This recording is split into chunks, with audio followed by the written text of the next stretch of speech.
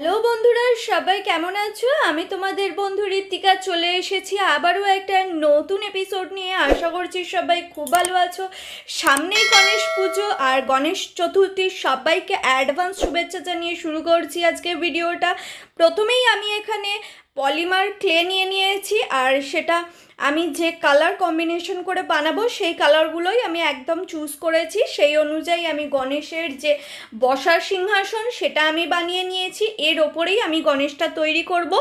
আর তার জন্য আমি প্রথমেই পাটা বানিয়ে নিচ্ছি। আমি একদম নিচের দিক থেকে পা থেকে শুরু করেছি, যাতে আমার শেপটা দিতে সুবিধা হয়। যে কোনো বড় ঠাকুর বা এই ধরনের আইডিয়াল বানাবার জন্য প্রথমে নিচ থেকে শুরু করে তারপর ফেসের দিকে যেতে হয়। যদি ফেসটা মোল্ডে তোমরা বানাতে চাও, একমাত্র সেক্ষেত্রে দিকে তোমরা কাজ করবে।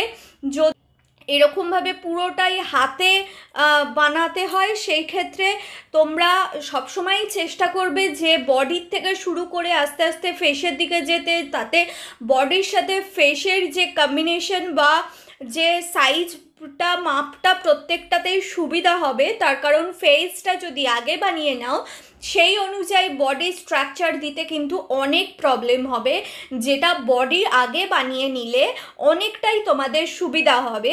আমি প্রত্যেকটা কালার কম্বিনেশন অনুযায়ী আমি যেরকম চুজ করেছি সেই অনুযায়ী আমি ক্লেগুলো ব্যবহার করছি। তোমরা যে কালার কম্বিনেশন করতে চাইবে সেই ধরনেরই কালারগুলো চুজ করবে। এটা কিন্তু প্রপার রেড কালার নয়, এটা জাস্ট একটা গেরুয়া কালারের যে কম্বিনেশন, রেড আর অরেঞ্জের মিডিল যে কম্বিনেশন, সেই কম্বিনেশনের একটা ক্যামেরাতে কতটা রেড লাগছে বা কালারটা প্রপার আসছে কিনা আমি ঠিক বুঝতে পারছি না, কিন্তু এটা প্রপার রেড কালার আমি ব্যবহার করিনি।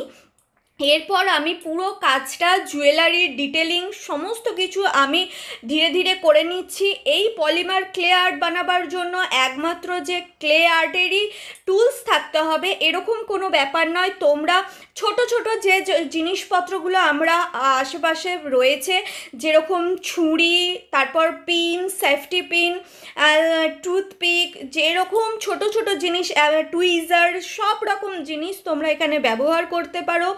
আর হোমমেড যদি ক্লে টুলস তোমাদের প্রয়োজন হয়, তার লিঙ্ক আমি ডেসক্রিপশন বক্সে দিয়ে দেবো। আমার ভিডিওতে রয়েছে একদম ডিটেল ভিডিও, সেখান থেকে তোমরা চেক করে ক্লে আর্টের জন্য তোমরা বানিয়ে নিতে পারো। পুরো বডিটা আমার তৈরি হয়ে যাওয়ার পর আমি ফেসের কাজ শুরু করেছি। আর এখানে আমি পলিমার ক্লের সাথেই যে প্লাস্টিক টুলস আছে সেটা ব্যবহার করছি। তার সাথে কিন্তু আমার কাছে যে ছোট ছোট জিনিসপত্র রয়েছে, যেরকম তোমরা দেখতেই পাচ্ছ যে আমি তুলি দিয়ে যে যে স্ট্রাকচার সেটা দেওয়ার চেষ্টা করছি। পুরো কাজটা আমি কিন্তু খুব ডিটেলিংগুলো ধীরে ধীরে করেছি। আমি পুরো ভিডিওটা হয়তো একবারে অনেকটা বড় হয়ে যাবে বলে আমি ছোট্ট করে তোমাদের সাথে শেয়ার করছি, কিন্তু এর মধ্যে অনেক ডিটেলিং ভিডিও আছে। পুরো ডিটেলস দিতে গেলে অনেক বড় হয়ে যাবে। সেই ডিটেলিং কাজগুলো কিন্তু তোমাদের খুব ধৈর্য ধরে ধীরে ধীরে করতে হবে, তা না হলে কমপ্লিট হয়ে যাবার পর ডিটেলিংটা একদমই ভালো লাগবে না। আর ডিটেলিংটার সামনে থেকে যদি না ভালো লাগে তাহলে একদমই তোমাদের বানিয়েও স্যাটিসফ্যাকশন আসবে না।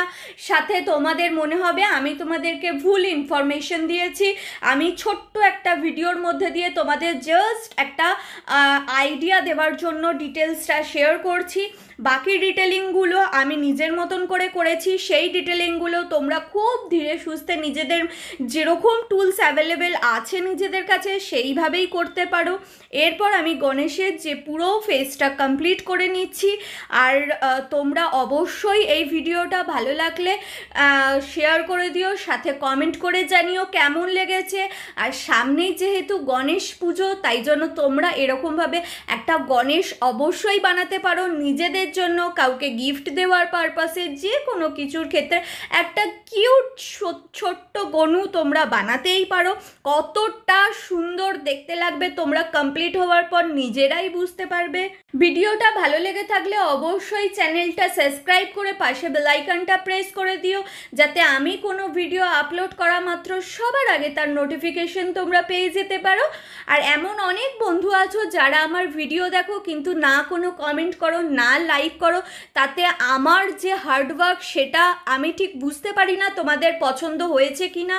যদি কোনো ভিডিও সম্পর্কে তোমাদের কোনো ইনফরমেশন থাকে সেটাও তোমরা আমাকে শেয়ার করতে পারো, যাতে আমি আরও নতুন নতুন তোমাদের সাথে ভিডিও শেয়ার করতে পারি আর তোমাদেরকে আনন্দ দিতে পারি।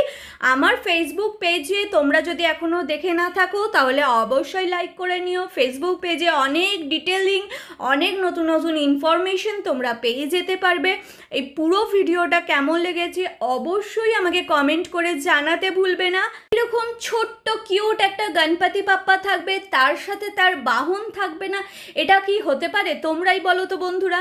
আমি এই জন্য একটা ব্রাউন কালারের, লাইট ব্রাউন কালারের আমি একটা গণেশের বাহন বানিয়ে নিচ্ছি।